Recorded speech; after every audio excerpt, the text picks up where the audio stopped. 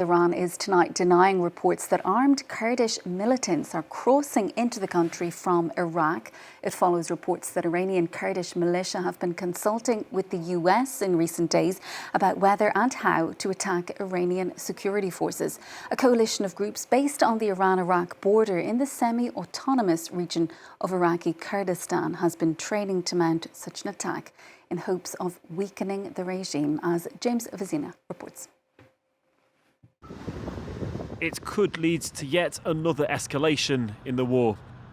Kurds are believed to have thousands of trained fighters, many of whom are in neighbouring Iraq. And several sources have said that their forces are getting ready for a military operation in Iran. We have prepared all war scenarios, and regarding the current situation in Iran, we are ready to move in and play a leading role. Phone calls between Trump and the chairman of the Democratic Party have taken place. These are not just rumors. The White House has denied reports that Donald Trump spoke about arming Kurdish forces. He did speak to Kurdish leaders with respect to our base that we have in northern Iraq. But as for any report suggesting that the president has agreed to any such plan is completely false and should not be written. The Kurds community is spread across Iraq, Iran, Syria and Turkey. They have long sought an autonomous Kurdistan state. But an uprising could further jeopardise hopes of an end to the war soon. The Iraqi Kurdish region has suffered several drone and missile attacks by Iran in recent days, some of which have targeted US military bases, as well as opposition groups' headquarters. Well, for more, we're joined now by former diplomat Peter Galbraith, who previously acted as an advisor to the Kurdistan Regional Government in northern Iraq. Thanks so much, Peter, for being with us on the programme. Iran tonight, as we speak, denying reports that armed Kurdish militants are actually crossing into the country from Iraq. Whether or not that's happening right now, as we saw there in that report, there has been, a lot of talk about perhaps this is something that the Kurdish militia are planning. If that's the case, what's their main objective here, and would it be likely to be successful in your view? Well, their objective would be to take control of the Kurdish areas along the Iraqi border. And no, these Iranian Kurdish militia, or Peshmerga as they call them, do not have the capability to take control. What could happen is what happened in Iraq in 1991, which is that with the regime under the government in Tehran under severe pressure, then there could be an uprising. And at that point, then these Kurdish political parties and their Peshmerga could enter and take control of the situation. In 1991, in Iraqi Kurdistan, after Saddam was defeated in the Gulf War, there was an uprising. And at that point, then the Kurdish leaders and their militaries came in. The Iranian Kurds, though, don't have the same military capability that the Iraqi Kurds had then, and certainly not what they have now. Would any such operation then require significant, we would imagine, US military and intelligence support? And do you think the US has been providing that, perhaps in the form of the CIA? Well, I don't know what the CIA is doing, but the notion of arming these groups seems kind of pointless because they're already armed and the whole area is awash with arms. So I don't know what additional weaponry might be provided. I suppose some high-tech communication systems and that sort of thing. And, these Kurdish parties have probably more intelligence than the CIA has. They have family members and they have supporters in all of these Kurdish cities and towns. But what they need to bear in mind is the history of America's involvement with the Kurds. In 50 years, the U.S. has used the Kurds, the Iraqi Kurds, the Syrian Kurds, on multiple occasions. And when they no longer need them, they've betrayed them. And I know the Iraqi Kurdish leaders are very much aware of this. and it's something the Iranian Kurds might want to consider. Yeah, because I was going to ask you, in light of that, and we refer particularly to the situation during the war in Iraq, have shifting allegiances then and ideologies, have they strained ties with Washington? Well, it isn't shifting allegiances. It is simply that the United States has used the Kurds as allies and then not stood by them.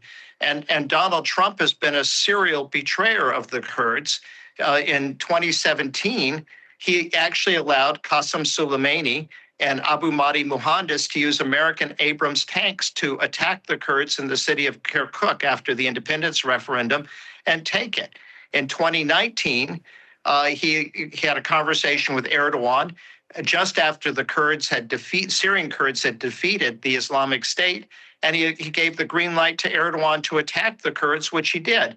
And this year in Syria, he facilitated the Syrian government, headed by a person who a year ago had a $10 million bounty on his head for being a terrorist, to attack the Kurds. So the notion that the Iranian Kurds could trust anything that the Americans said, and particularly Donald Trump, I think that would be pretty reckless. And certainly the Iraqi Kurds, who have an even longer history of this kind of behavior from the Americans, going back to Henry Kissinger in 1975, I'm sure their counsel would be for caution. And Peter, you mentioned the potential armed uprising earlier. What kind of consequences would that have if this were to be what ultimately happens here? What would the consequences be for Iran's overall stability, given the current situation? I referred to a popular uprising, rather than an armed uprising, although presumably there'd be plenty of armed people who would be part of it. I don't think it would be, and this is another flaw with any strategy that involves supporting the Iranian Kurds, I don't think it would be exceptionally destabilizing, because the Kurdish areas are far from Tehran. So it isn't going to affect who's going to control Tehran. And the likely long-term outcome is either the current government or in Tehran consolidates and then uses military force to put down the Kurdish areas, as both the Shah did and the Islamic State, and with great brutality and many killed. Or there's a change of regime, and the new Iranian government comes in and puts down the Kurdish rebellion. The one hope I think the Kurds would have would be a common political agenda with a new government in Tehran, which would meet some of their demands, which are for democracy in Iran and for autonomy or federalism for the Kurdish region. An awful lot of moving parts, as you suggest, Peter. Is it possible to talk about how such an operation by Kurdish militia, how would it be viewed then or received by other countries in the region? Well, of course, Iran has warned against it, and it has threatened the leaders of Iraqi Kurdistan if they participate or permit it. And I'm sure the Iraqi Kurds will not participate in it. They aren't really in a position to prevent it, because first they need American support, because they're in a tenuous situation, and also they don't control the border with Iran. There are large segments of it's very mountainous. I've been up all along it. That basically the Kurdistan government doesn't control. Turkey has very explicitly warned against this. They're concerned that one of the groups, the PAJAK, is linked to the PKK. So they're very much against it. And while they actually have very good relations with the Kurdistan region in Iraq, much better than they do with Baghdad, they're not eager to see another Kurdish region in the Iranian territory.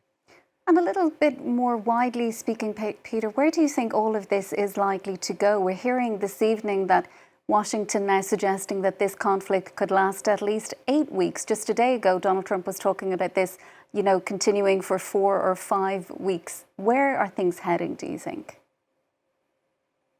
Well, I think the very first thing that anybody needs to understand about war is that it almost never turns out the way its architects intend. Think back to George W. Bush landing on the USS Lincoln on May 1st, 2003, after the invasion of Iraq, with that big banner, mission accomplished. And what is it? Almost 23 years later, the United States is still militarily involved in Iraq. This war, and Iran, of course, is a country 3 or 4 times the size of Iraq, both by territory and by population. This is not going to be over in 4 weeks. It's not going to be over in 8 weeks. This is going to continue. It's going to have devastating consequences for the global economy, for the American economy. It's not that, the U.S. can take out the Iranian Navy, and I suppose mostly has, but the insurance rates on oil tankers have gone through the roof. Nobody's going to be sending oil tankers into through the Strait of Hormuz when they can be taken out by a drone that costs a few $1,000s. Qatar has already closed down its natural gas facilities, and that's the largest or second largest producer of LNG, because again, a drone that costs a few $1,000s can blow the whole thing up. Natural gas is a very flammable thing. So you're going to have that impact. You're going to have the impact of the great damage to the economies of the Gulf countries. It's going to there would be inflationary in the United States and around the world. This is going to last a very long time, and it's certainly not going to end the way its architects intended. Ultimately, there could be regime change in Iran, because the Iranian people clearly do not like the government they have. And Iran is not such a repressive state that it's not North Korea, and people speak freely there, and you have these demonstrations. We'll have to, I'm very sorry for cutting across you, but we will have to leave it there for now. We do really appreciate your time, though. That is former diplomat Peter Galbraith, previously acted as an advisor to the Kurdistan Regional Government. Thanks so much.